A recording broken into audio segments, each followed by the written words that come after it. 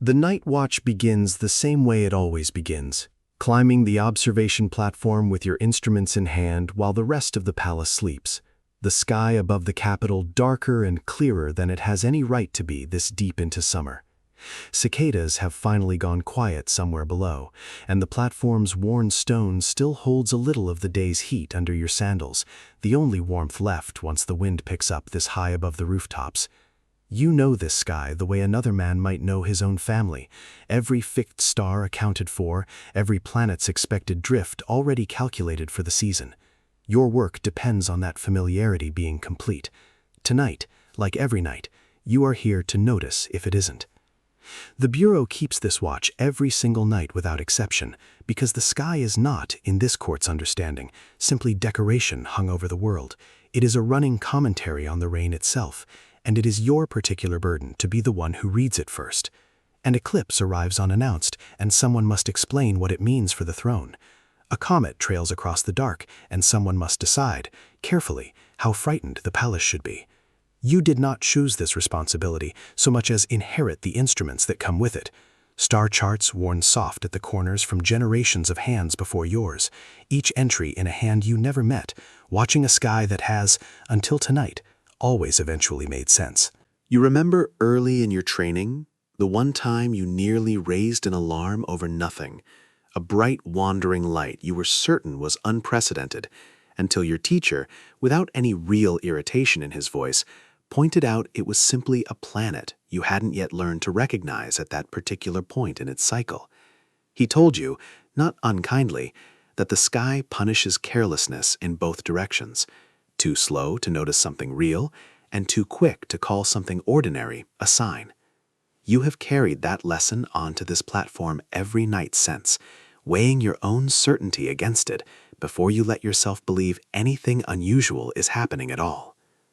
You are logging the position of a minor star near the constellation you know as the Celestial Gate, a routine notation you've made 100 times before, when something in the sky simply refuses to match what your chart says should be there.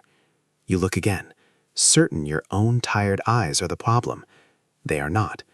There is a point of light exactly where no star has ever been recorded, sitting in a part of the sky you could sketch from memory, burning with a steadiness that rules out cloud, reflection, or any trick of a long night's fatigue. Your first instinct is doubt in yourself rather than the sky, because the sky, in your entire training, has never simply been wrong. You check your instruments. You check the chart again, tracing the exact coordinates with a finger that is not quite steady. You wake a junior colleague from his cot, saying nothing at first, simply pointing, and watch his face do exactly what yours must have done a few minutes earlier. By the time a third observer confirms it independently, working from a different angle of the platform entirely, doubt is no longer a responsible position to hold. Something has appeared in the sky that was not there the night before, bright enough already to outshine every star near it, and there is no comet's tail trailing behind it, no gradual dimming to suggest anything passing through. It is simply, suddenly, there, burning steady as a lantern that someone has just lit in a room you thought you knew completely. Over the following days, it does something none of your training accounts for at all. It grows brighter rather than fading, until you can find it in the sky even at midday, a visible point holding its ground against direct sunlight, something your records, going back generations, have no comparable account of at this brightness. Word spreads through the palace faster than you can control it, servants and officials glancing skyward on their way between buildings, and every glance they take is, whether they know it or not, a question eventually going to land on your desk. This is the part of the work nobody explains clearly enough during training, not the observing, which is simply patience and clear eyes, but the interpreting, which is closer to walking a blade laid flat across a very deep drop. An unusual star can be read as heaven's warning about instability at court, a suggestion, however unintended, that the emperor's own legitimacy is somehow in question. Read it too calmly, and you risk missing a genuine sign the throne needs to hear. Read it too gravely, and you risk being the man who told the emperor the heavens themselves doubt him.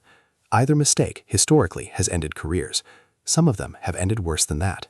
A colleague reminds you, unhelpfully but not incorrectly, of an astronomer 2 reigns ago whose alarming reading of an ordinary eclipse cost him his position entirely, and another, further back still, whose reassurance before a genuine crisis cost him considerably more than that. You do not need the reminder. You have known both stories since before you were old enough to hold these instruments steadily. They sit in the back of your mind every single night you climb this platform. And tonight, more than any other night of your career, they refuse to stay quiet. You spend a full day and most of a night going through the older records the Bureau keeps sealed away, generations of guest stars recorded by astronomers who faced this exact decision before you, searching for anything resembling this brightness, this steadiness, this stubborn refusal to move or dim. You find precedent for stars appearing. You find nothing quite matching how insistently this one refuses to behave like the others. The report you eventually draft goes through more revisions than any document you've written in years, each phrase weighed for exactly how much certainty it implies and exactly how much room it leaves for the court's own interpretation, because your job is to describe precisely what you observed, not to decide what the throne should feel about it. You settle, finally, on language built almost entirely from measurement, position, brightness relative to known stars, the date it first appeared, the fact that it does not move against the fixed stars the way a comet or planet would. You let the numbers carry the weight you cannot safely carry in your own words. Presenting it is its own particular trial, standing before officials whose opinions of you personally will shift, at least a little, based on how this single report is received.